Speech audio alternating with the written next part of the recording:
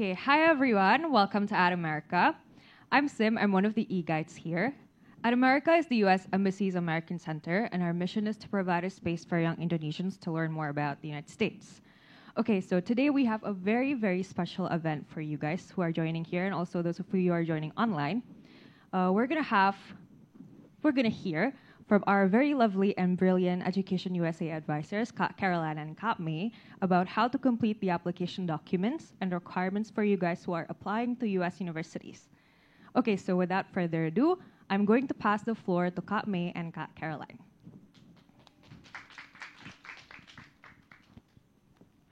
Halo semuanya, selamat malam. Kabar baik semuanya? Sehat? Baik, akhirnya kita ketemu lagi ya setelah Lebaran. Ini event pertama kami setelah Lebaran. Selamat datang di acara Education USA, Step by Step, Complete Your Applications. Sebelumnya mungkin kita kenalan dulu dengan Education USA. Kami adalah advising network dari US Department of State yang ada di lebih dari 100 plus negara. Kalau di Indonesia, kami punya 6 centers dengan 8 advisors. Ada 2 di Jakarta, 2 center di Jakarta, kemudian 1 di Aceh, 1 lagi di Surabaya, di Malang, dan di Makassar. Untuk di Jakarta sendiri ada satu center di US Embassy, satu remote advisor, dan 2 advisor ada di sini di Ad America. Nanti kalau ke sini bisa book appointment lewat Calendly kami di situ, bisa scan barcode atau langsung ke calendly.com/educationusa Indonesia. Kita bisa ketemu dengan di sini ada saya, May, dan partner saya Kak Caroline. Oke, langsung aja kali ya Kak Caroline ya. Hari ini kita akan bahas tentang step by step to study in the US number 3, complete your application. Di beberapa minggu sebelumnya kita udah sempat bahas step yang pertama. Jadi kalau datang ke Education USA itu kita bisa ngobrolin 5 step. Jadi yang pertama, research your option. Jadi riset universitasnya, kita cari tahu universitas apa yang paling best fit for you. Dan yang kedua, 2 minggu lalu kita ngobrol, seminggu yang lalu kita ngobrol tentang finance your study. Hari ini kita akan bahas yang step nomor 3, complete your applications. Jadi kita akan kupas apa aja application yang harus disiapin. Yang keempat ada tentang apply for your visa, dan yang terakhir adalah preparing your departure. Nanti kalau ketemu sama ketemu sama Education USA Advisors, bisa ngobrol-ngobrol step mana aja gitu.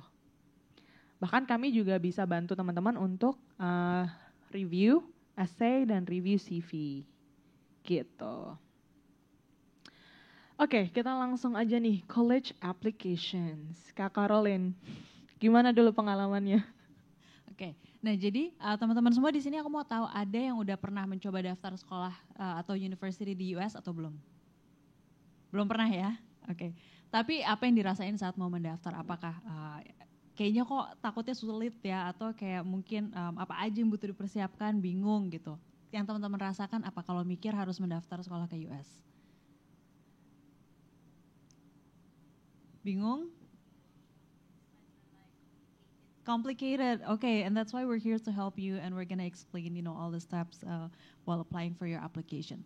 Nah, jadi kalau kita lihat sebenarnya pendaftaran sekolah atau requirements-nya itu mirip antara S1 dan S2. Aku asumsi teman-teman di sini yang ada di Ad America sekarang mau daftar S2, nggak ada yang S3. Oke, nah kalau kita lihat, jadi di sini ada undergraduate dan graduate applications ya, untuk teman-teman yang mungkin nanti menonton secara online juga. Kalau undergraduate sendiri, itu ada transkrip, essay, English proficiency test, SAT atau ACT, dan letter of recommendations. Now if you look at the graduate parts, sama semua kecuali ada tambahan resume atau CV, dan satu lagi GRE atau GMAT.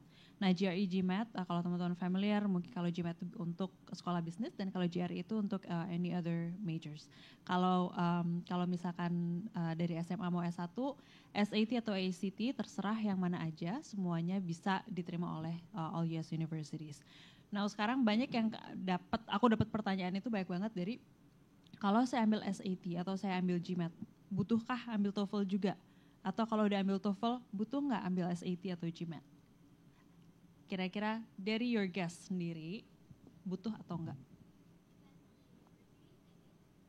Oke, depends on the university, benar banget. Jadi karena this two test itu kan serve different purpose ya. Kalau English proficiency test atau TOEFL, IELTS, Duolingo, dan PTE itu benar-benar untuk melihat kemampuan comprehension teman-teman di dalam berbahasa Inggris. Alasannya adalah supaya saat nanti masuk ke university, kalian bisa mengikuti pelajaran dengan baik. Nah, kalau SAT, ACT, GRE, dan GMAT itu different purpose karena mereka lebih mengarah ke akademik. Misalnya seperti kuantitatif atau matematika, atau mungkin SAT ada yang subject seperti physics, lalu ada juga yang satu lagi itu verbal atau bahasa gitu. Jadi kalau mau tahu lebih lanjut, dilihat lagi dari university-nya masing-masing, apakah university tersebut membutuhkan SAT, ACT, GMAT atau GRE. Karena kebanyakan university pun sekarang go test optional. Test optional meaning you don't have to provide the score. Kalian boleh mendaftar tanpa hasil tesnya, dan itu kalian tidak akan didiskualifikasi atau disadvantage dengan tidak memprovide skor apapun. Jadi ini sebenarnya kalau tadi teman-teman bilang, oh complicated atau sulit atau intimidated, sebenarnya dengan adanya optional untuk beberapa tes ini itu membantu sekali dari satu dari sisi persiapan dan waktunya, dan kedua dari kesulitannya, karena kan ini sesuatu yang kita tidak terbiasa ya di Indonesia menjalankan tes akademis dalam berbahasa Inggris. Jadi sebenarnya ini bisa membantu meringankan teman-teman semua. Gitu. Nah, kalau untuk typical requirements yang graduate degree itu ada resume atau CV, itu juga nanti bisa dicek lebih lanjut di sekolahnya masing-masing apakah mereka memilih CV atau resume, karena ini kan dua tipe atau dua jenis yang sedikit berbeda. Kalau CV biasanya lebih panjang, kalau resume biasanya diminta hanya 1 page aja sudah cukup, maksimum banget 2 page. Itu biasanya kalau teman-teman semua sudah bekerja mungkin lebih dari 7 tahun atau 10 tahun gitu. Oke. Nah, kalau dari letter of recommendation sendiri, kalau dari teman-teman yang masih SMA, obviously itu akan dari guru kelas atau guru BP ya, counselor. Kalau misalkan teman-teman yang untuk graduate degree, tergantung dari berapa lamanya teman-teman semua sudah pernah bekerja. Kalau kalian masih pengalaman kerja sedikit, biasanya akan diminta 1 dari akademik, yang 1 dari profesional. Tapi if you've been working for a long time, let's say 7 years, 8 years, 10 years, then maybe it's not so relevant for you to provide a letter of recommendation from your professors atau misalkan dosen, karena yaitu sudah waktunya lama gitu. Jadi biasanya bisa digantikan oleh 2 atau 3 recommendation letter dari profesional atau supervisor gitu. Oke. Nah, untuk esai dan transkrip akan dibahas lebih lanjut, nanti akan lebih detail. Jadi kalau kita melihat ke slide selanjutnya, kita akan bahas tentang application platforms. Nah, application platforms ini dilihat yang 2 di atas, Common Application dan Coalition Application, itu biasanya untuk S1. Jadi kalau untuk teman-teman yang S1 itu biasanya dari berbagai macam university, ribuan atau ratusan, mereka akan di-pool semua application-nya di dalam antara salah 1-2 ini. Gitu. Jadi misalnya pakai coalition application mau mendaftar ke 20 sekolah, bisa aja gitu. Jadi ntar tinggal dipilih-pilih mau dikirim kemana aja application-nya. Nah, lalu untuk yang selanjutnya ada state universities. Now, with state universities, for the big ones such as California, Texas, New York, mereka punya platform sendiri. Misalnya seperti UC ada 8 sekolah, semuanya itu di-pool di 1 UC application, nanti tinggal memilih mau dikirimkan kemana saja application-nya. Begitu juga dengan New York dan Texas. Lalu yang terakhir ada dari private institution. Contohnya seperti Georgetown itu untuk S1-nya mereka tidak terdaftar di Coalition atau tidak terdaftar di Common App, jadi mereka punya platform sendiri. Dan yang paling common untuk teman-teman yang mau S2 adalah semua application-nya biasanya melalui private institution atau website-nya masing-masing, tidak terdaftar di salah satu application platform seperti Common atau Coalition. Jadi nanti kembali lagi mesti diperhatikan juga seandainya mau mendaftar, sekolahnya mana aja yang mau didaftar. Apakah dia terdaftar untuk teman-teman yang S1 terutama, apakah dia terdaftar di Common App atau di Coalition App. Atau di dua-duanya. Kalau di dua-duanya tinggal silahkan pilih mau yang mana aja. Kalau ternyata lebih banyak dari 5 university yang dominan ternyata di Common App atau misalkan di Coalition App, mungkin bisa dicari juga alternatif lainnya seandainya cuma mau pakai satu application. Kira-kira university mana lagi yang teman-teman tertarik untuk jadi backupnya yang terdaftar di platform tersebut, gitu. Nah, selanjutnya untuk transcript evaluation. Nah, transcript evaluation ini biasanya kalau kita lulus dari SMA, S1 atau S2 dan tidak dari US Universities. Nah, karena kalau tidak dari US Universities, kalau di Indonesia berarti kan dalam bahasa Indonesia kebanyakan transkripnya. Berarti satu harus diterjemahkan ke bahasa Inggris. Yang kedua bisa juga misalnya mereka minta penyetaraan gitu loh. Misalnya di sini nilainya A, B, C, D. Lalu kalau di US itu kan 4, 3,5, 3, sekian, misalnya ada yang berbeda. Nah itu mereka mau evaluasi apakah benar ini sesuai. Lalu dengan subjeknya juga apakah ini juga sudah sesuai gitu. Nah ini banyak diminta oleh berbagai macam university dari jenjang S1, S2 ataupun S3. Dari 4 platform yang ada di sini, ini sih biasanya yang paling common diminta. Cuma nanti bisa dicek juga di websitenya masing-masing sekolah apakah mereka punya preference melalui yang mana atau dari mana saja boleh. Of course ini semua pastinya nanti ada biayanya dan berapa lamanya akan berbeda setiap institusi dan setiap organisasi. Itu yang nanti bisa dicek karena nanti akan berpengaruh dengan berapa lama kalian harus mengukur timeline saat pendaftaran. Gitu. Kalau seandainya dari West ternyata dibutuhkan waktu 4 minggu, tapi mungkin dari Scholaro dibutuhkan 2 minggu. Nah kalau waktunya sudah lebih mepet, berarti mau nggak mau kan harus memilih yang waktunya mereka lebih sedikit gitu. Cuman mungkin ada aja perbedaannya di sisi cost-nya, di sisi harga. Jadi bisa aja kalau lebih cepat, lebih mahal, lebih lama, lebih murah gitu. So that's one thing that you need to consider also, so that you have a good timeline to prepare for your application. Jadi ini udah legal ya Kak Olin? Yes. Atau harus di-legalize ke sekolahnya dulu? Kalau seandainya, karena saat nanti prosesnya adalah kamu minta transkrip dari sekolah, yang legal dari sekolah dikirimkan ke mereka, jadi dari mereka ini sudah legal, tidak butuh di-legalize dalam bentuk apapun, karena mereka sendiri sudah terdaftar juga di Amerika. Jadi apapun yang mereka keluarkan itu lebih terpercaya. Nah ini juga salah satunya adalah untuk menghindari, mungkin kalau di beberapa negara gitu ya di luar Amerika ada yang mungkin transkrip itu dipalsukan lebih gampang gitu loh. Nah ini mereka juga mau melihat apakah ini legit atau enggak before they go to the university gitu. Oke, May, do you mind explaining to everyone here what is holistic application? Oke. Jadi kadang ada advice nih nanya ke kami.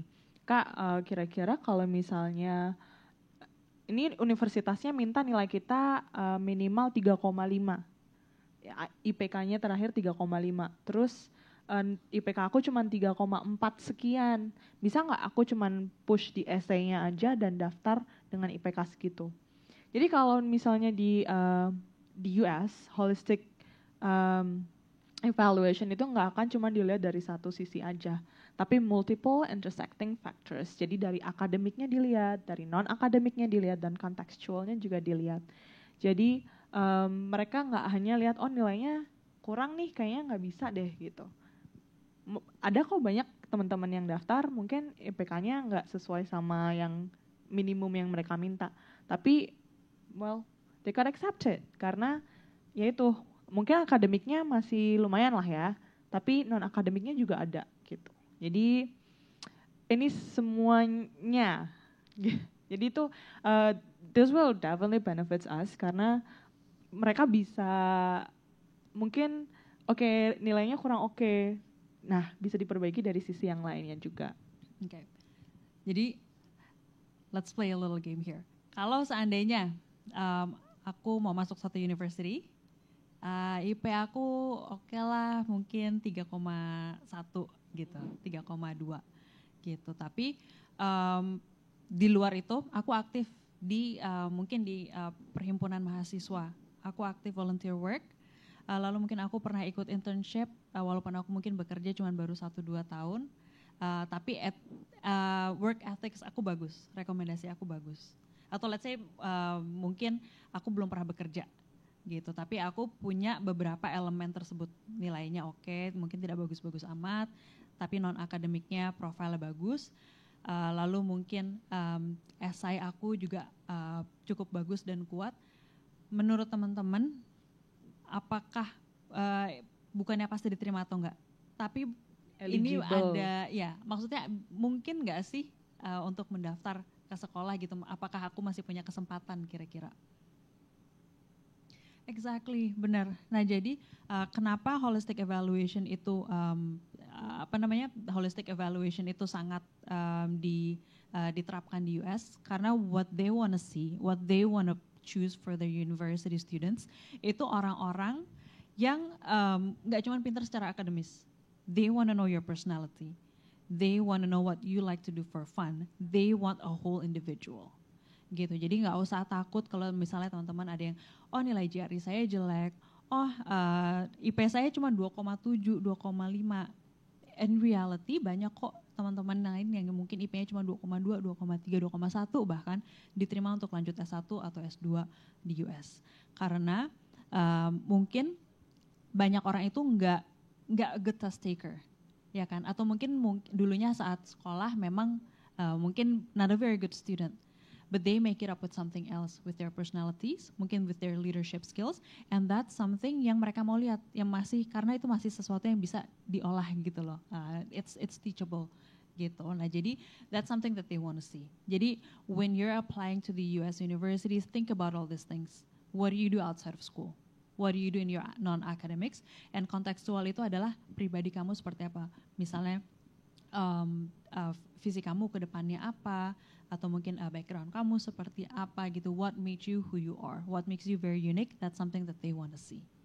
Gitu. Nah, ini example yang aku ambil dari Harvard. Gitu. Jadi kan kalau teman-teman di sini banyak yang, oh saya maunya daftar ke Harvard, Stanford, Columbia, NYU, all the top universities.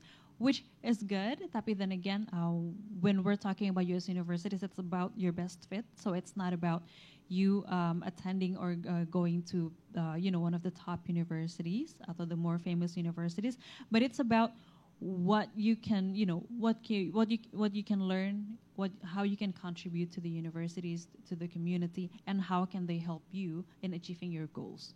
That's why here, if you look at, ini aku quote word by word from their university website.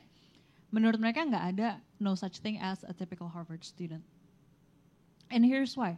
Karena di dalam admission process, dan ini applicable ke semua universities, not just Harvard, all the admissions officers really curate atau benar-benar melihat aplikasi kalian one by one. They read your essays, they look at your CV. Mereka benar-benar berusaha mau tahu cerita kalian itu gimana. Where are you guys coming from? What do you want to do? And that's something that they really value. Nah, jadi karena adanya careful and individual attention to each applicant, makanya mereka bisa memilih, oke, anak ini nilainya mungkin tidak terlalu bagus, but they justify, they're able to justify why their scores are not that good, dan apa visi mereka ke depannya. And they can get accepted. And it happens a lot year by year. Nah, again, the other thing yang mereka mau lihat biasanya itu adalah leadership skills. The reason is that because they want to know if you can inspire others. At the end of the day, no matter how smart you are, kalau itu tidak bisa kalian terapkan in, or apply that to your life, well, itu agak sedikit sia-sia gitu. So that's something that they want to see. That's why they look at your personalities. Can you inspire others? What do you do outside of work or outside of school? Jadi seberapa besar sih empati kalian atau seberapa kalian sadar dengan social issues yang ada di sekitar kalian.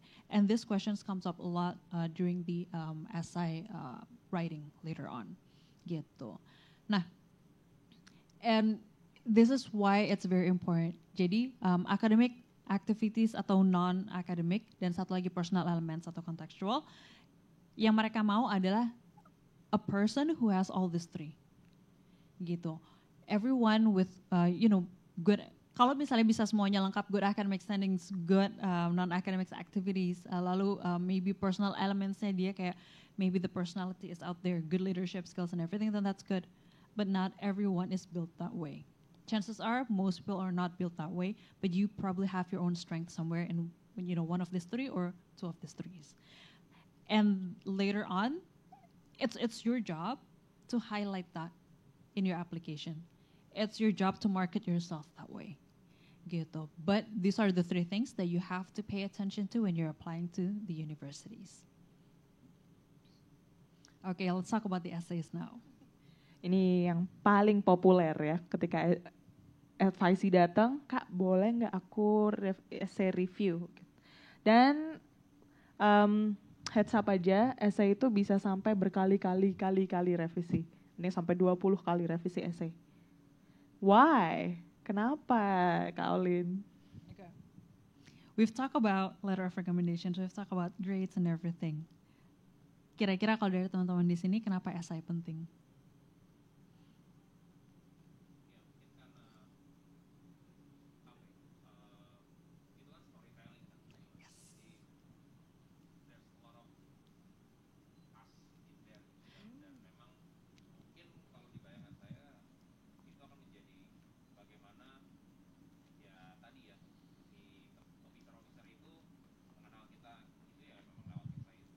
Exactly, 100%.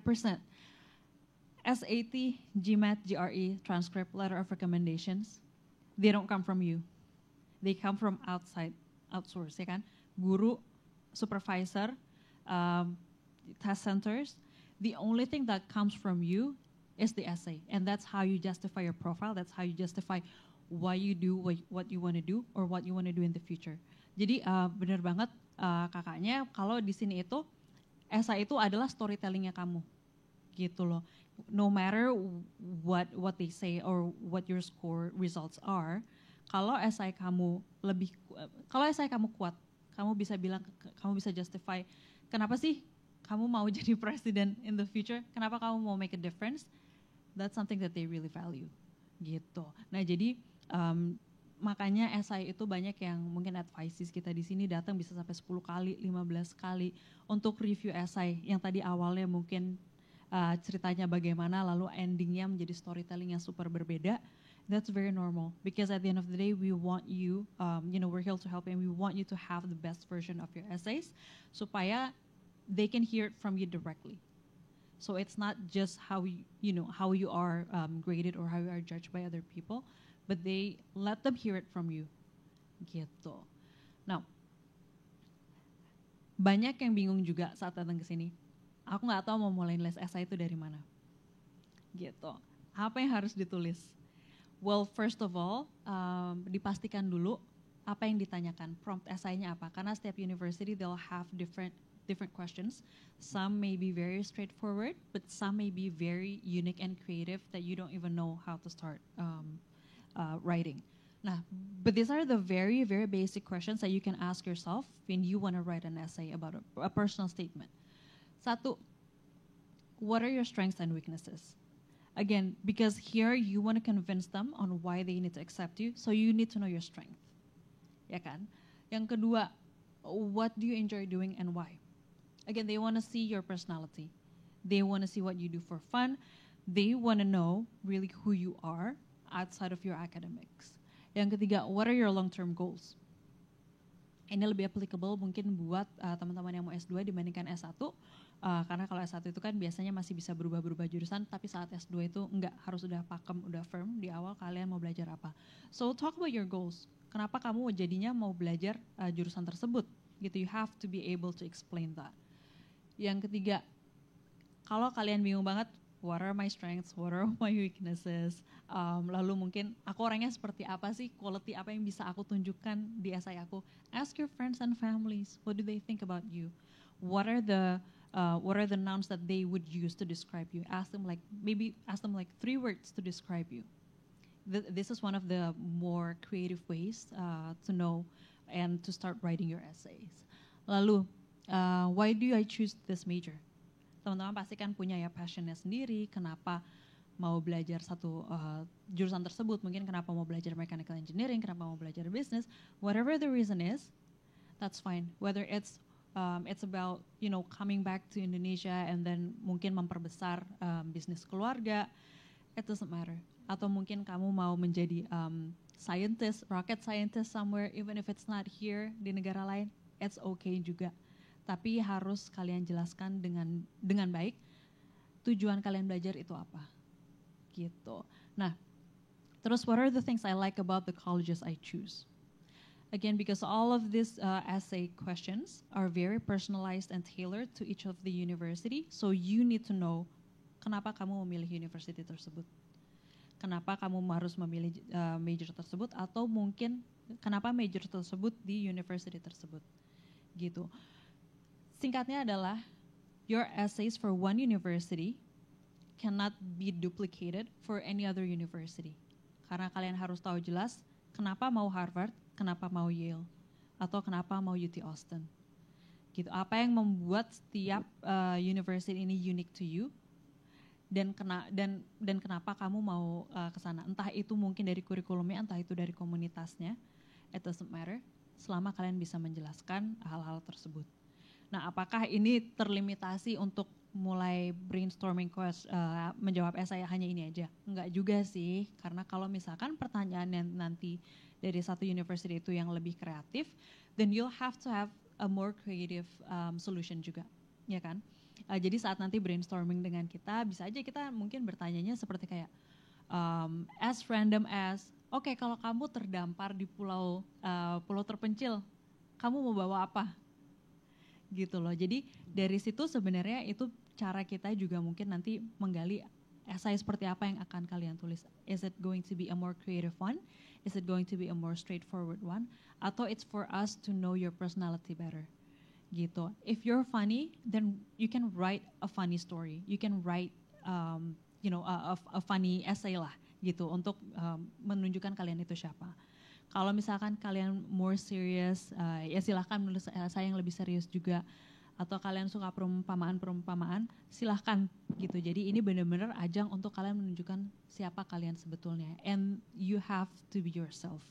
That's the thing. Again, this is the only parts of the application that comes from you and no one else. Berarti harus convincing juga ya esainya. Nggak bisa kita cuma bilang, kenapa pengen di Universitas Columbia misalnya? Oh, because it's cool. Do you think like it's good? Yeah, Reason? you have to elaborate more than that. If it's cool, fine. But why is it cool? Is it the professors? Is it because it's in New York? And what's so special about New York? What's so special about the professor? Gitu. Jadi there are many different things that you can explore while you're writing.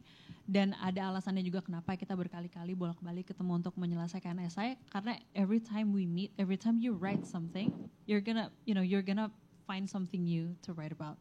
Gitu loh. Jadi emang butuh waktu. Ini mungkin salah satu proses terlama di dalam application process. Karena bisa aja untuk satu university you'll write essays for like 2 months. And that's normal. That makes sense.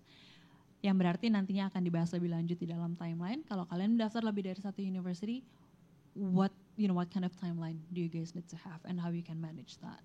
Gitu. Oke.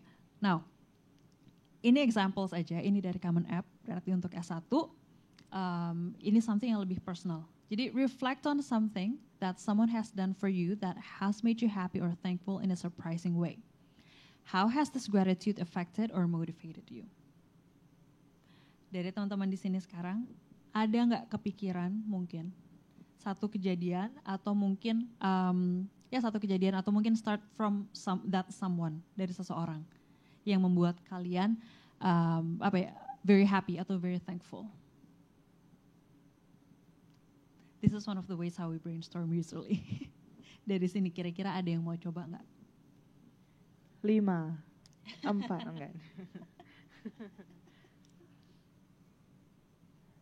Ya boleh coba jawab. There's no wrong answer here. Oh ya, kalau essay memang there's no right or wrong. Yes. Everything can go right. Everything is right. Okay, I'll go. I think it reminded me of my math teacher when I was in high school. She wasn't actually a permanent teacher. She was new, but she taught in a different way. Other than other teachers, like she would go to every tables and make sure that each one of us really understood the math question. And I could never forget that until today because it imparted in me a lesson that that's teaching. You know, you don't just give a lecture, yes, 2 + 2 = 4, but you know, she really made an effort for each and every one of us to really love math and understood the question and how to answer it. Okay, and did it help you? Yes, I love math because of that. Can I ask what you want to study? Actually, it has nothing to do with math. Oh, It's international relations. I thought you were going to say applied math or something. Okay, so that's one of the things, right? So you can think like flashback lah gitu ke pengalaman-pengalaman kalian sebelumnya. Siapa sih yang mempengaruhi kalian and how? Always explain and always elaborate on how and why. Because this is the question, right? It's elaborative gitu loh. Nah, and then once you start from there, okay, 1, the keyword math teacher. Kedua, karena dia attentive dan mungkin lebih giving up personal attention ke setiap studentsnya gitu. And then you move on to the second part. Were you happy or were you thankful? Or did you feel both? If so, in what way? Ya kan, ini something yang nanti bisa di draft gitu loh. Nah terus habis itu kalau udah sampai situ, the next part of the question, bagaimana ini affected atau motivated kamu. Kayak tadi kamu bilang kan, oh jadi kamu jadinya suka math gitu loh. So that's how it's affected you. Nah mungkin dari situ nanti bisa berlanjut juga. Dari kamu suka math itu apa efek selanjutnya? Apakah dari situ kamu mungkin menjadi, oh ya karena jadi saya suka math dan mengerti, saya jadinya mungkin volunteer gitu loh. Misalnya sempat volunteer untuk teman-teman mungkin di panti asuhan atau di mana, anak-anak SD gitu. Dan ngajarin mereka matematika gitu loh. Atau mungkin dari situ kamu jadi mungkin jadi sempat let's say kamu kerja di mana yang ada hubungan dengan math atau mungkin nanti saat S1 jadi tertarik dengan science. It's something that you can explore gitu loh. Tapi start from something small. Jadi dari setiap essay yang kalian baca coba dilihat keywordnya gitu loh. Dari sini berkembangnya bisa kemana aja. And there are multiple possibilities. There's nothing right or wrong. Tapi itu semua bisa di draft. Nah itu nanti di draft itu baru kita diskusikan. Kira-kira mana sih yang ceritanya, yang story-nya itu benar-benar bisa ibaratnya quote and quote ya, menjual kamu ke satu university tersebut gitu loh. Not literally, tapi bagaimana kita bisa kayak memarketkan kamu, iya, supaya bisa, oh ini unik banget ini orang gitu dibandingkan yang lain, and that's how essays work, gitu. That's why it takes a lot of time. It can take months to write an essay, gitu. Now, yang kedua ada contoh lagi. Ini aku ambil dari George Washington University International Affairs, graduate degree. Di sini lebih seperti apa ya, lebih case study, tidak personal, tapi ini untuk mau tahu aja seberapa tahu kalian tentang issues yang ada. So please discuss an issue of international importance you wish to address in your professional career. Please include how the elite school and the academic program to which you have applied will prepare you to address this global issue. Di sini ada yang mau mendaftar international affairs atau enggak? Oh, kebenaran. Okay. And funny enough also to that university. Oh, to this university. Okay. Well, it's a free brainstorming for you. Okay. Aku tanya di sini secara general. Teman-teman di sini ada yang punya ini enggak? Mungkin social issues, global issues yang mungkin teman-teman lebih care about atau lebih ada inilah, lebih kayak ada connectionnya. Anyone? I think for me personally, I am concerning myself to human rights. Oh, okay. Yeah. What do you want to study? What exactly? Oh, what exactly I want to study? Something connected to human rights, especially, but turns to like in the security terms. Oh, okay. Yeah, Okay. security studies. Oke. Kalau kakaknya sendiri ada mungkin any specific issues atau mungkin major yang mau didaftar gitu, yang udah tertarik? Ya, major atau social issues atau global issues? Ya mungkin kalau major sebetulnya looking forward for MBA, ya business Okay. administration. Issue I think banyak ya, inspirasi banyak. Tapi mungkin salah satunya semacam wellness ya, atau termasuk mental wellness atau hal lain. Oke. Which that makes sense. Nah, jadi kenapa aku nanya major dan social issues? Ini kan kebenaran karena international affairs, jadi mereka nanya global issue, ya kan? Nah, tapi saat nanti we're dealing with any other major, let's say business administration, dan kamu bilang wellness, mungkin nantinya saat kamu menulis essay, it could be your reasons why. Kenapa kamu belajar business administration? What are the things that you think should change in either your business or in your company? And you can take an example. Let's say I'm not an expert in this, or I'm not very sure about this. Tapi misalnya yang ada hubungannya dengan wellness because that's something you care about. The reason why I'm asking for something you care about, saat kalian menulis nanti dan brainstorming nanti, it shows. It really shows. Saat kalian cuma hanya make up some issues atau some problems yang sebenarnya nggak peduli-peduli amat, but it sounds cool. Sama yang mungkin tidak sekeren itu sih sebenarnya isunya, tapi you really care about, and you'll be able to see the difference.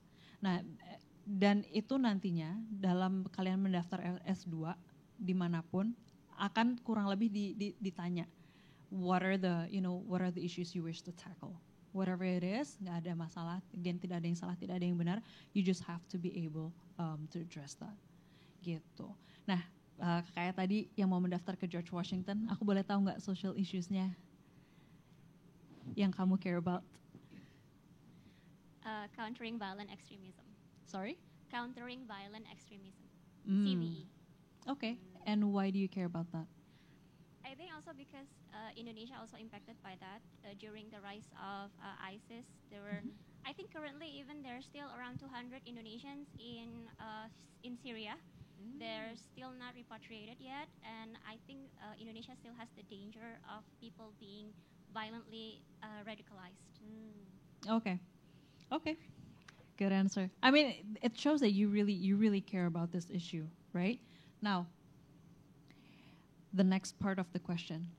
Kamu udah pernah research belum tentang George Washington University dan programnya?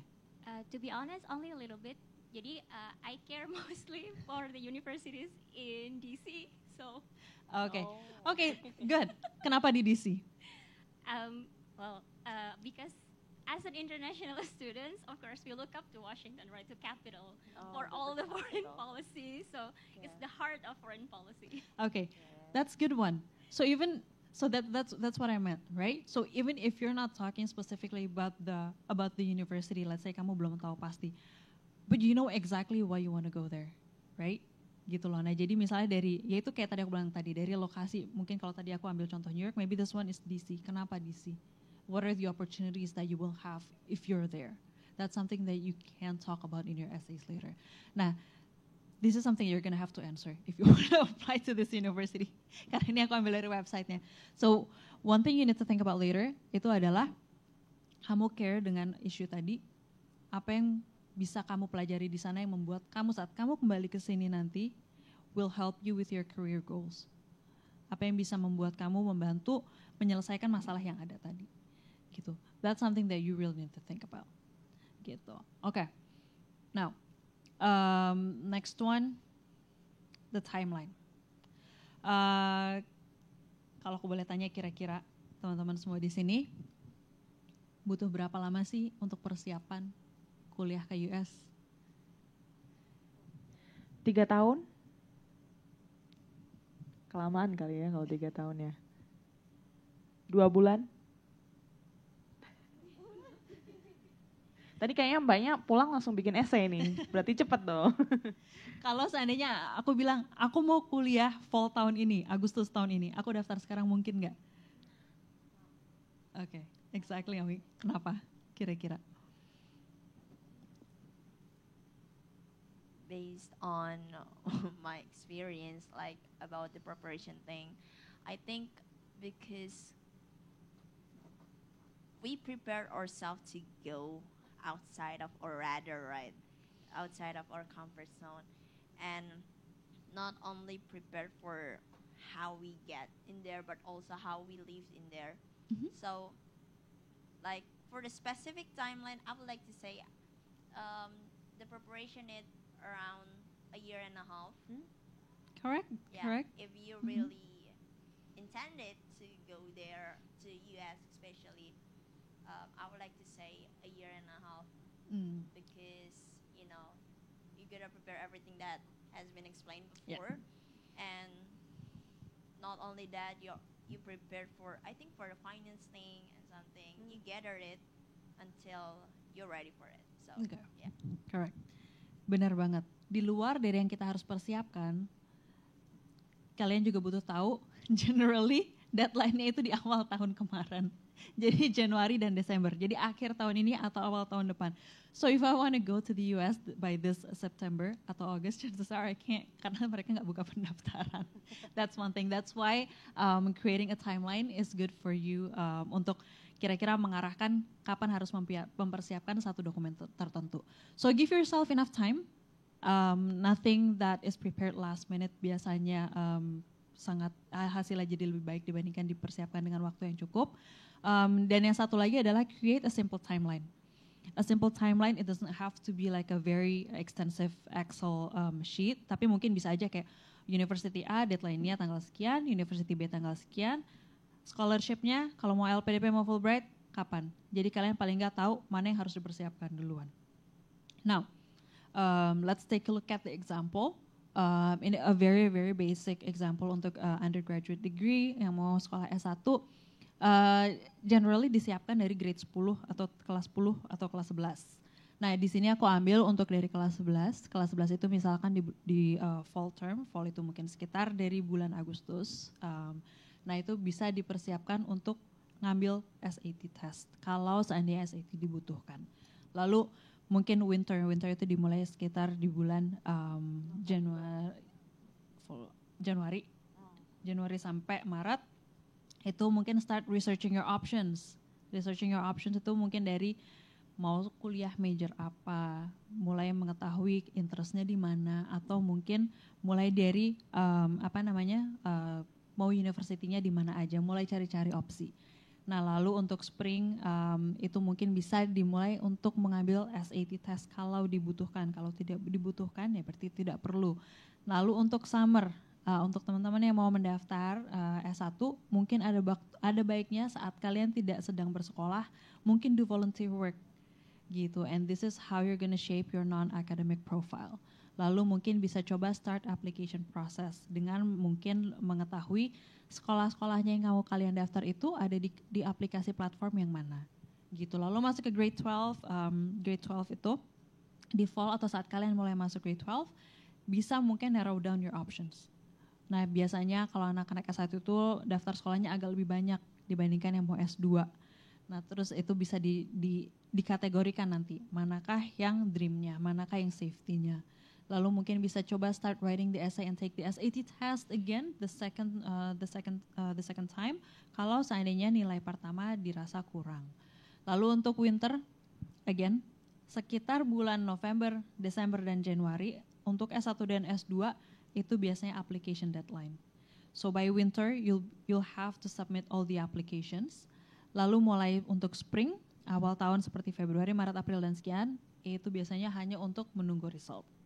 Nah, dengan adanya goals yang lebih jelas ya, kapan harus menyelesaikan apa, sebenarnya it's not as complicated, it's not as intimidating. It's all about preparing well for the university application. Now we're gonna take a look at the graduate. May bisa menjelaskan nih untuk graduate? Oke. Mungkin kalau graduate salah satu hal yang harus diperhatikan juga tentang scholarship. Di sini ada yang mau ambil LPDP, Fulbright juga. Oke, yang harus diketahui dulu itu deadline-nya masing-masing biasanya kan berbeda ya. Misalnya nih LPDP biasanya setahun bisa buka beberapa kali, 1-2 kali.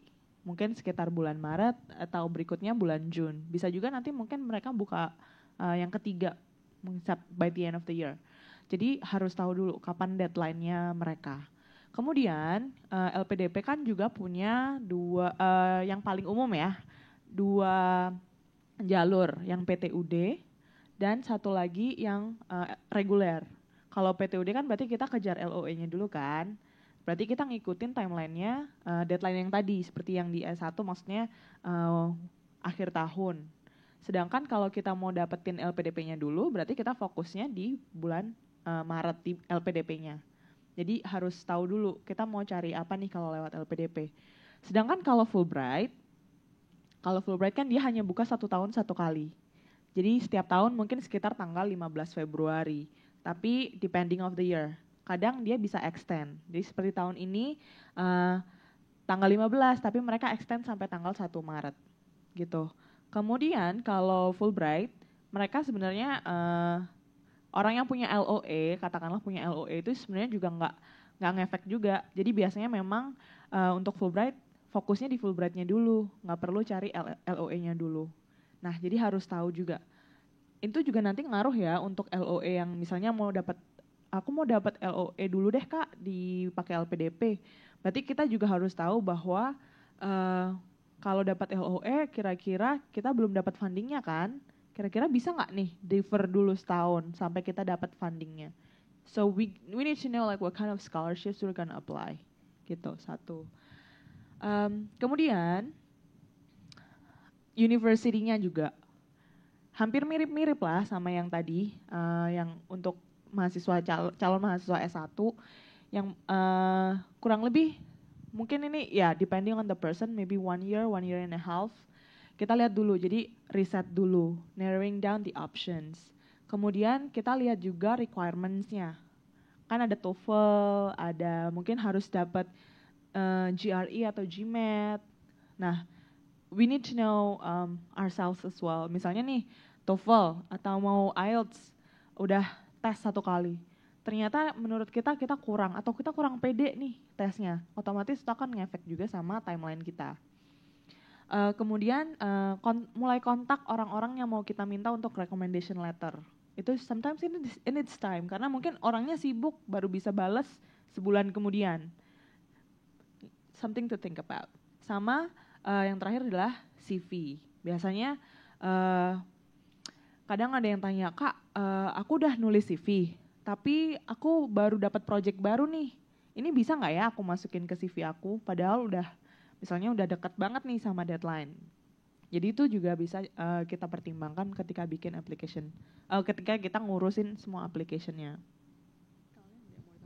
Jadi pada dasarnya dalam jangka waktu 1 tahun ini, if you guys have all this ready, narrow down the university, if you have, if you know exactly what the requirements are, you've registered for your TOEFL atau GRE, lalu kamu udah tahu mau rekomendasinya ke siapa dan update resume terakhir.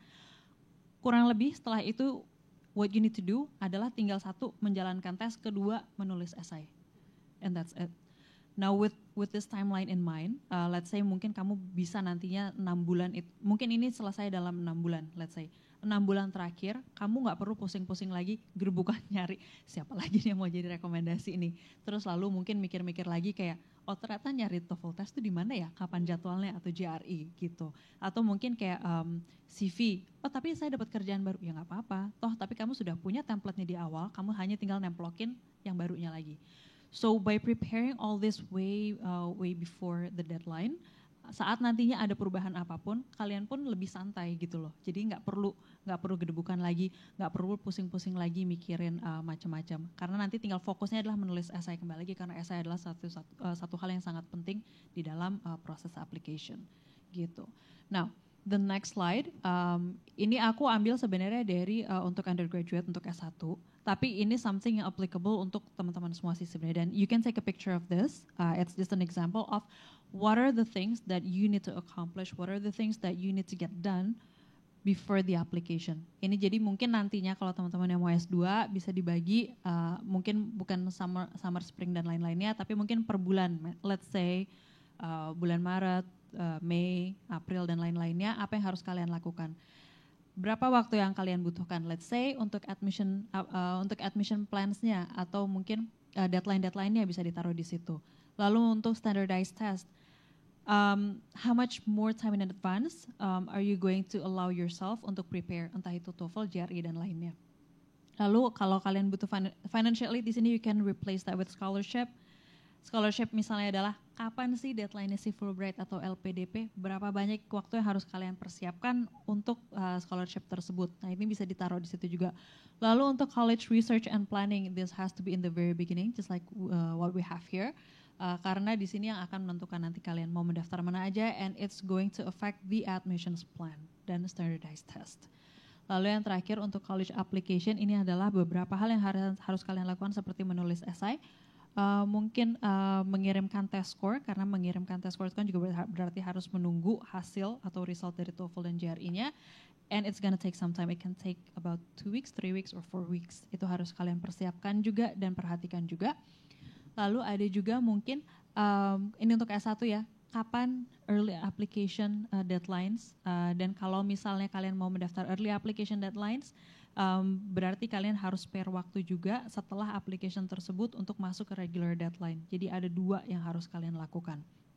Nah, lalu juga mungkin ini akan menjadi satu tolak ukur juga untuk teman-teman yang mau meminta letter of recommendation. Letter of recommendation ini terutama kalau kalian mau minta seperti ke mantan profesor, mantan dosen, itu biasanya makan waktu lebih dari yang diharapkan. Mungkin kalau untuk supervisor kerja tidak terlalu complicated ya, karena mungkin masih ketemu setiap hari di kantor.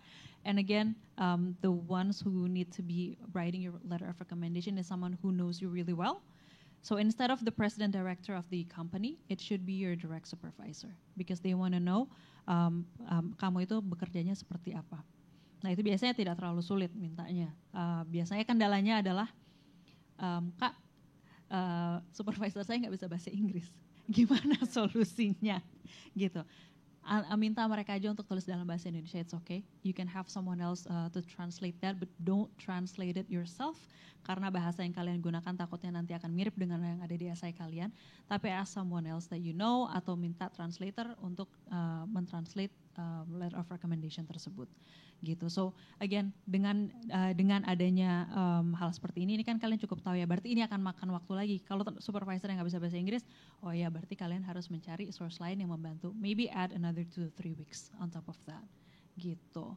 Nah, ini again bisa kalian ambil fotonya dan bisa di-adjust, nanti dicoba bikin di rumah seandainya mau membuat sesuatu yang lebih complicated dibandingkan a simple timeline. Gitu. Berarti kalau mau daftar akhir tahun ini, kita mulai sekarang bisa ya Kak? Bisa. Kalau untuk daftar university di akhir tahun ini bisa mulai dari sekarang, because you'll have about 7-8 months. Kalau kalian udah tahu mau university-nya mana aja sih, tinggal ya udah dilanjutkan dengan nyari recommendernya siapa aja, dilihat requirements-nya apa aja, lalu mungkin dilihat juga jadwal tesnya kapan jadwal GRE, kapan GMAT, kapan ACT, TOEFL dan lainnya, supaya kalian tidak mengerjakan banyak hal di satu time frame yang sama, karena it's going to be very overwhelming, and that's something that we don't want you to we don't want you to be overwhelmed.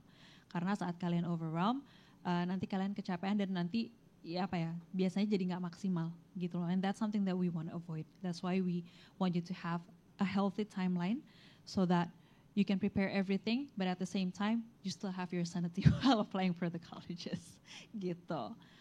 Satu lagi, same question, tapi misal nih, let's say misalnya mau daftar beasiswa, kalau Fulbright kan otomatis tahun depan ya. LPDP, let's say itu buka bulan Juni tahun ini. Menurut Kak Caroline, is there enough time? It depends. Dokumen apa yang udah dipunya saat ini. Kalau belum punya dokumen apapun, mungkin akan berat karena kamu kan berarti harus tes TOEFL dulu, ya kan? Terus mungkin harus legalisir berbagai macam dokumen, harus nulis esainya juga. Esainya LPDP itu panjang dibandingkan Fulbright, so you need more time for that. Dan ya itu, kamu juga harus minta rekomendasi. If you think you have all the documents ready by now, atau mungkin hanya tinggal menulis esainya aja deh, mungkin bisa. Tapi if you don't have anything, I would suggest to refrain from applying from the closest timeline or deadline, tapi mungkin dicoba ke yang selanjutnya gitu. Jadi mulai gali, cek masa kadaluarsa TOEFL sih, atau IELTS biasanya yang paling. Betul. Ternyata udah mau kadaluarsa. Okay, so sebenarnya knowing what you have to do is very very helpful gitu, karena dan kalian sebenarnya saat nanti melihat timeline, saat nanti kalian melihat apa yang harus dilakukan, sebenarnya everything is overlapping with each other gitu loh. Jadi yang terlihat banyak sebenarnya yang kalian lakukan tuh tidak sebanyak itu gitu. Nah, having said that, berarti creating a table yang kayak tadi aku udah kasih tunjuk, atau creating a list of all the requirements for each colleges and scholarship, itu nantinya kalian akan bisa melihat semuanya lebih clear. Okay, then you need to know what are the things you need to do and when, gitu. Which brings me to my last slide. Jadi sebenarnya key takeaways-nya adalah it's very manageable dengan adanya time and workload management. Sebenarnya ini tidak se-complicated yang teman-teman kira. Again, give yourself enough time to prepare for everything. Because again, it's not just about documents preparation, it's about your wellness juga. Kalian jangan sampai stres dalam proses ini. This process should be fun and exciting for you. It shouldn't stress you out at all. Gitu. Nah, jadi yang mau aku tekankan adalah time and workload management. That's it. Once you have that ready, all the application processes, whether it's for a scholarship or university, should be very, very manageable. Gitu. I think that's all I have, unless you want to add something. Enggak sih. Pokoknya biasanya kalau aku bilang ke advice sih, satu. Jangan dikerjain semuanya berbarengan, bersamaan, because it's going to stress you out. Gitu. Oke, any questions dari teman-teman yang ada di sini? Yes. Rame banget, ada 30 pertanyaan.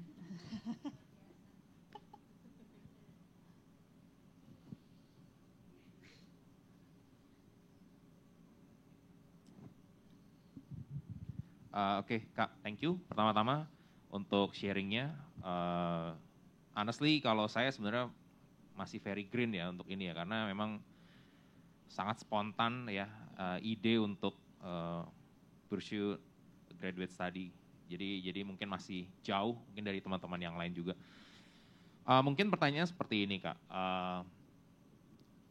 Tadi kan let's say ada juga sempat mention do some volunteering work gitu kan, dan in a way kita juga bisa bilang ya untuk kami yang belum banyak exposure terhadap hal itu kan menjadi tadi ya bahasanya mungkin shape up the profile gitu. Tapi sebetulnya instead of knowing what they're trying to see, mungkin pertanyaan saya adalah dari sisi kakaknya kan. Sebenarnya kakak juga melakukan volunteering work seperti apa, atau mungkin dulu ya waktu, karena kan I expect your alumni kan, iya kan, jadi maksudnya you were in our position right now before kan, what did you do and apa sih yang didapat sebetulnya dari doing volunteering work? I mean, I just want to know. Saya nggak mau hanya ya as a requirement gitu loh, pengen tahu sebenarnya sih dapat apa sih. Correct, itu benar banget. Jadi istilahnya adalah ada dua, satu orang yang do volunteer work just because it's a requirement, yang satu lagi you do it with passion, dan itu biasanya terlihat banget gitu loh dengan apa aja yang kalian lakukan. Volunteer work I guess it's more relevant untuk yang mau sekolah S1, S2 juga bisa sih. Cuman kalau S2 itu the good thing is that you can replace that with your work experience. Nah, kenapa kalau S1 itu ada volunteer work? Karena yang pasti mereka belum pernah bekerja biasanya gitu. Nah, tapi kalau misalkan yang mau S2, kalau kalian punya volunteer work, boleh, bagus. If not, you can always not replace, tapi mungkin lebih ditonjolkan, misalnya seperti kantor, leadership-nya itu kalian apa? Gitu loh, porsi kalian di kantor itu apa aja yang dilakukan, bagaimana kalian mungkin membantu sesama colleagues-nya gitu, atau mungkin misalnya ada CSR program di kantor gitu loh, it could be terus kalian mungkin involved situ, it could replace the volunteer work. Tapi if you're looking for a volunteer work yang benar-benar sesuai dengan mungkin passion kalian, supaya it doesn't show just ya udahlah ini fabricated banget sih, cuman buat daftar kuliah doang sampai mereka ngelakuin ini. Kayak yang tadi aku bahas, mungkin if you know what are the social issues atau issues yang kalian benar-benar peduli, even though it does not have any relation with what you want to study, you can do it still. It's fine. Misalnya kamu mau belajar bisnis, tapi mungkin passion kamu di luar itu gitu loh. Mungkin let's say passion kamu itu musik atau arts gitu. Nah, terus yang kamu lakukan adalah mungkin let's say as simple as di komunitas religion, misalnya entah itu di masjid, di gereja, di mana kamu aktif di situ, mungkin mengajar mungkin anak-anak gitu loh, anak-anak yang tertarik dengan arts gitu, lalu kamu ngajar di situ. It can be as simple as that. What they wanna see adalah kamu itu sebenarnya orangnya seperti apa sih? Are you willing to inspire other people? Are you willing to lead? Are you willing to help other people? Karena itu kan value yang tidak bisa dilihat di tempat lain itu. Nah, itu juga makanya kalau sudah mau S2, tidak S1, itu something yang bisa kamu tonjolkan di workplace kamu. Gitu loh. Bagaimana kamu di kantor gitu. Apakah kamu orang yang yaudah deh, demi naik jabatan semuanya disikat sendiri, atau kamu inspire teman-teman kamu, atau kamu mungkin go out and above, out and beyond untuk teman-teman yang mungkin anak-anak baru yang baru masuk di kantor gitu. How do you help them? Jadi sebenarnya volunteer work tidak harus selalu volunteer work ya untuk yang mau S2, tapi lebih ke arah apa sih quality dari diri kamu di luar akademis, lebih ke value-value dari dalam diri kamu yang bisa ditonjolkan saat kamu mendaftar kuliah, lebih ke arah situ gitu. Nah tapi kalau untuk teman-teman S1 it's very recommended untuk ikut volunteer work, atau mungkin kalau nggak volunteer work as simple as mungkin ya social work yang di sekolah lah misalnya kayak ada baksos apa ikutan, itu nggak apa-apa, tapi mereka mau lihat aja ada nggak sih works that you do outside of your academics gitu. Again kembali lagi karena they review the application holistically gitu. I hope that answers your question. Tadi kakaknya ada pertanyaan? Is it possible for a final year student untuk apply before we graduate? Like, because I saw that most of the applications deadline are on the 15th of January, and what if we graduated around March? Is it possible to apply first? Yes. And also for the Fulbright, is it possible? Thank you. Fulbright, yes, I was about to say. Fulbright, yes, karena kamu dari Fulbright itu tidak harus udah punya ijazahnya dulu, tapi surat keterangan lulus, right? Ya, surat keterangan lulus nggak masalah. Kalau untuk university, kamu masih sekolah S1 tahun terakhir, semester terakhir, mendaftar nggak ada masalah juga. Nantinya final transcript kamu, ijazah kamu akan disusulkan saat udah ada. Kalau LPDP, setauku kamu harus udah punya ijazahnya dulu. So you have to graduate before you apply. Gitu. Ya. Ada lagi? Hello. I'm right now I am currently in LPDP selection batch 1. I scheduled on interviewing in 26th of May. Hopefully I got in, hopefully. But my first choice is UC Berkeley. Sebenarnya saya mau tanyain tuh gini loh Kak, saya kan saat ini adalah seorang PNS ya.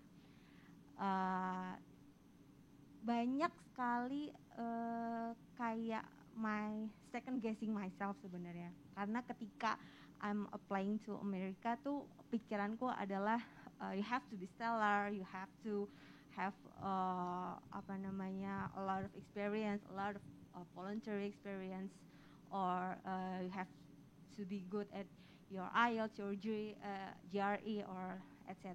gitu ya Kak. Sebenarnya tapi ada beberapa juga yang teman-temanku tuh IELTS-nya juga nggak yang stellar sampai 8 atau 8,5, tapi kayak 7, tapi mereka got accepted juga gitu ya di Columbia or di Harvard maybe gitu, ada juga. Cuman sebenarnya aku tuh sekarang masih kayak nggak pede sebenarnya ya kalau misal aku tuh harus ngapain sih Kak gitu. What do I have to do gitu, or apa sih punch-nya gitu, kayak bebet yang kayak paling ini nih poin yang paling lo tuh harus boleh nih got accepted in Amerika gitu Kak. Kasih. Ini bibit-bibit bobot dibahas. Kayak aku boleh tahu nggak kamu sekarang kerja di mana dan mau kuliahnya apa? Aku di Kementerian Keuangan Kak, mau kuliahnya public policy. Oke. Yang membuat kamu takut dan masih kurang pede apa? Ya Kak? Because my first IELTS tuh cuma 7. Terus kayak writingku cuman 5,5 gitu. I need to retake that kan. Terus kayak aku takut about GRE-nya juga gitu. Terus kayak my experience tuh nggak stellar gitu loh Kak. Kayak misalnya ya udah aku tuh hanya bekerja, dan memang aku nggak yang impactful. Kayak aku pernah voluntary experience di at Amerika gitu misalnya, terus mengerjakan ini gitu, kayak nggak gitu loh Kak. Terus kayak I'm afraid that I judge as not passionate about something gitu kan, dan biasanya kan yang diterima tuh seperti itu gitu ya kayak. Oke. That's a very good question sih. Yang aku mau tahu, IELTS 7 kamu itu udah sesuai dengan requirement-nya UC Berkeley atau belum? Not yet, because the minimum band is 6 all band. Jadi I need to retake the IELTS. Oke. From that end, ya berarti solusinya kan kamu memang satu harus tes ulang, ya kan? Yang kedua, karena profile harus volunteer dan lain-lainnya. Oke. Aku punya salah satu advisees, sekarang udah dapat Fulbright, udah mau lulus tahun ini, anak Kementerian Keuangan juga. Essay yang dia tulis untuk dapat LOA itu sebenarnya very simple. It's not about his volunteer work or anything. Yang dia tulis adalah tanggung jawab dia waktu dia kecil ditinggal bapaknya. Tapi di situ dia bisa menggambarkan bagaimana dia sebagai anak yang masih kecil harus menunjukkan dia harus bisa bersikap dewasa, bagaimana dia take care of his family, lalu bagaimana leadership dia, dan itu bagaimana itu nge-shape leadership dia dari kecil sampai nanti pas udah kuliah. Bahkan dia kuliahnya bukan S1 tapi dari D3 dulu baru S1, baru habis itu sekolah yang lain. This type of quality is something that the universities want to see. So maybe you don't have volunteer work, it's fine. Maybe you never had the chance to, you never had the opportunities untuk punya volunteer work. Tapi one thing you need to know is what are your strengths. Kalau sampai kamu mau mendaftar ke US universities, meaning you want something, right? And you also know you have that quality yang pastinya nantinya membuat kamu bisa diterima di sana. Nah itu nanti we'll need to do some digging. Di dalam menulis esai, di dalam menulis CV bahkan, itu nanti kita harus diskusikan. Karena saat menulis CV mungkin orang ngiranya kan kayak, oh ya udah, it's just my job descriptions kan, this is what I do. But not really. Di job description itu, what do you do above and beyond? Gitu loh. Impact apa yang kamu punya? Mungkin impact di dalam CV kamu tidak terhadap orang-orang sekitar. Tapi kalau ada yang bisa di-quantify, maybe you do that. Gitu loh. Jadi there are different things yang bisa meng-highlight profile kamu, yang menunjukkan strength kamu itu apa. Gitu. Dan itu sebenarnya nggak usah takut sih. If you think, oh saya nggak melakukan anything stellar, sometimes you don't know until we do the digging. Sebenarnya you do something stellar, it's just something that you never thought of. Gitu. Dan itu banyak hal, banyak kejadian seperti itu. Dan itu makanya May and I are here to help you out. We'll help you with digging the old stories, bagaimana itu shape kamu dan bagaimana itu mempengaruhi kamu nanti saat kuliah dan di masa depan goals kamu apa. Gitu. So you don't have to be afraid. Karena kalau menurut aku, the fact that kamu bisa dapat jadwal interview dengan LPDP, they see some potential in you. Ya kan? Nah, it's just your job now untuk convince mereka potensi kamu apa aja dan convince the university that you're worth the admissions. Gitu. Thank you so much. Yeah. Ada lagi?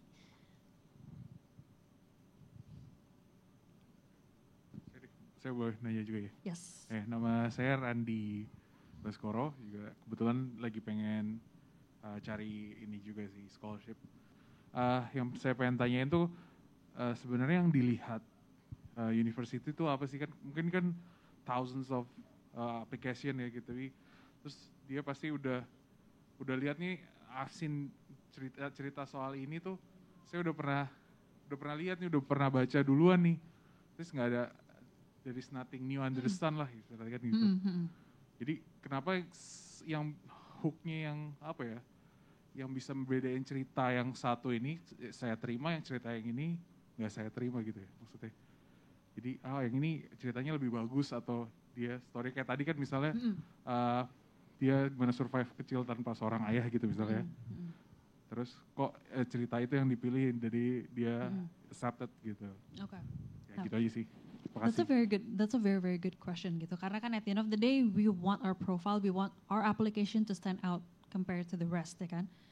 UC Berkeley, I think berarti end of last year, kalau nggak salah mereka itu dapat aplikasi 30,000, 20,000, dan in 1 year.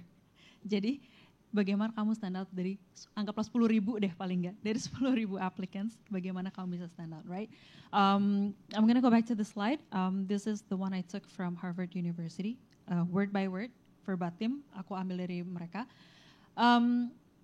So every university itu mereka curate the students very carefully, individual attention. Meaning mereka mau tahu potensi-potensi yang ada di setiap student yang mendaftar. Itu satu. Jadi kalau kita lihat selanjutnya slide saya adalah satu ada academics, kedua ada activities, non-academics, yang ketiga personal elements. Now what you need to have ideally is all three. Tapi tidak semua manusia is blessed having all these three elements, ya kan? At least we highlight two. Karena mereka melihat secara holistic, meaning kalaupun nilai kamu tidak terlalu bagus, tapi stories kamu bagus, itu bisa menjadi potensi. Kalau nilai kamu bagus banget, mungkin story-nya tidak terlalu bagus, ya udah maybe you're just not a very good writer. It's fine, but you have your grades yang tinggi, ya kan? Nah lalu activities ini yang tadi dibahas ada volunteer work, ada lain-lainnya, yaitu agak menyambung dengan si personal elements ini. Jadi pada dasarnya adalah what they look for in a student is something very unique. Walaupun stories itu mungkin pernah ditulis oleh mungkin students yang lain, tapi saat mereka membaca dan mempertimbangkan banyak hal, mereka juga melihat letter of recommendation-nya gimana. Sesuai nggak nih dengan stories yang ditulis. Kalau letter of recommendation-nya mungkin bilang students ini A, B, C, lalu kalau di essay yang kamu tulis kok kamu B, BDF gitu loh. Loh ini kan nggak nyambung nih qualities-nya orang ini. So they can see gitu di situ kok ini ada yang mismatch gitu. Terus kalau seandainya nanti mereka tahu okay, you save the world like Batman. This person juga ada save the world like Batman gitu loh. Lalu uniknya apa? Nggak masalah. Setiap story, walaupun garis besarnya sama, tapi biasanya ada underlining yang beda. Ada fokusnya yang sedikit berbeda, gitu loh. Nah, karena mereka mengkurasi setiap profil itu sangat detail, mereka benar-benar ngebacain semua essay, ngebacain semua letter of recommendation, melihat transkrip kamu, pasti akan ada pembedanya walaupun itu tidak signifikan. Dan mereka pun tahu tidak bisa semua individual itu 100% berbeda dengan satu yang lain. Gitu. Kalaupun ada yang sama ya nggak masalah gitu. They always have a spot anyways. Tidak berarti kamu harus totally beda dengan teman kamu gitu. Ya nggak masalah. Yang penting kamu bisa menunjukkan bahwa you're worth the admissions. You know what you want to do. You know you want to make a difference later on after your studies. That's okay. Yang penting semua quality yang baik kamu itu udah kamu tuangkan di dalam aplikasi kamu. Gitu. Okay. Anyone else? Jadi teman-teman yang lain yang di sini yang ada yang mau bertanya. Okay. If not, we're not taking any questions online today. Jadi kalau teman-teman yang nonton di rumah, this will be uploaded to YouTube. If you have any questions, feel free to contact us through Twitter atau social media lainnya seperti Instagram Education USA Indonesia atau @America. Or take a screenshot of the QR code, the barcode that we had in the beginning. Feel free to reach out to us, and make an appointment, and we're here to help you. So thank you so much. I'm going to hand the floor back to @America. Okay, that is all for today, guys. I hope you guys had an insightful and wonderful time. If you're interested to join more of our Education USA events or other @America events, please check us out on our social media. We're on Instagram, Twitter, and Facebook @ATAmerica. We also live stream our events on YouTube, so please check out our YouTube channel as well. Alrighty, that is all for today. See you at the next @America event. Bye-bye.